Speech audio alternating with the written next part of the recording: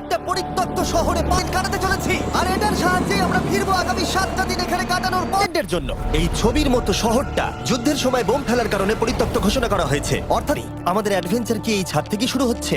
কিন্তু আমাদের প্রথম উদ্দেশ্য হলো এই সিটিটাকে এক্সপ্লোর করা আর একটা বাড়ির মতো সেফ জায়গা খুঁজে বার করা যেখানে আমরা আগামী 7টা দিন কাটাতে পারবো। এই বিল্ডিংটা এক্সপ্লোর করা দিয়ে আমরা শুরু করলাম। দেখা যাক এই ধ্বংসপ্রাপ্ত বিল্ডিংটায় কি কি রয়েছে।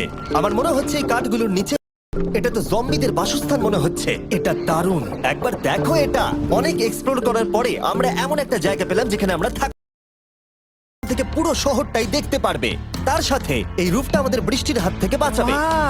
আমাদের থাকার জায়গা খোঁজার পরে আমরা ছাদে গেলাম হেলিকপ্টার থেকে রেখে যাওয়া সাপ্লাই ক্রেটগুলোকে খুলতে। এই ক্রেটের ভিতরে সবকিছু আছে যা আমাদের আগামী 7টা দিন প্রয়োজন। তোমরা যদি ভাবো এগুলোকে আমরা সিঁড়ি দিয়ে কি করে নিচে নামাবো, বলে দিয়ে আমরা এগুলোকে ফেলবো। চ্যান্ডলার!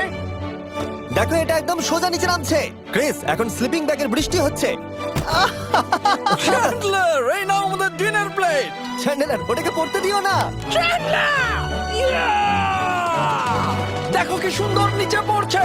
মজা অনেক হলো, কিন্তু এবার আমাদের সার্ভাইভের জন্য অনেক কাজ করতে হবে। কারা আগুন জ্বালাবে? আমরা করব। তাহলে আমরা বিছানা বাঁধবো। ক্রিস মার্কের সাথে আগুন জ্বালাতে শুরু করলো। আমি লক কেবিনের খুব বড়।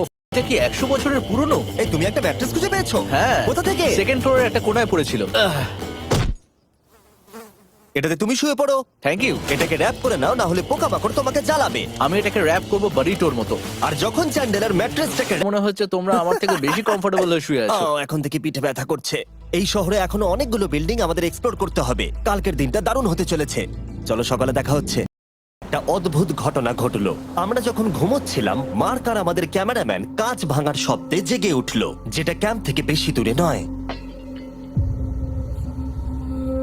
যেটা আমাদের ভাবাতে শুরু করলো যে আমরা ছাড়া সত্যি কি এই শহরে আর কেউ নেই। এটা কি ছিল? আমরা এক্ষুনি কাঁচ ভাঙার শব্দ শুনতে পেলাম। আমার মনে হলো আমি কিছু একটা দেখলাম। আর এই অদ্ভুত আওয়াজটা ছাড়া জোরে হাওয়াও আমাদের ঘুমে ব্যাঘাত ঘটিয়েছিল। তোমরা রাতে কেমন ঘুমোলে? খুবই বাজে। তাহলে ঘুম থেকে ওঠার পরে আমরা ব্রেকফাস্ট।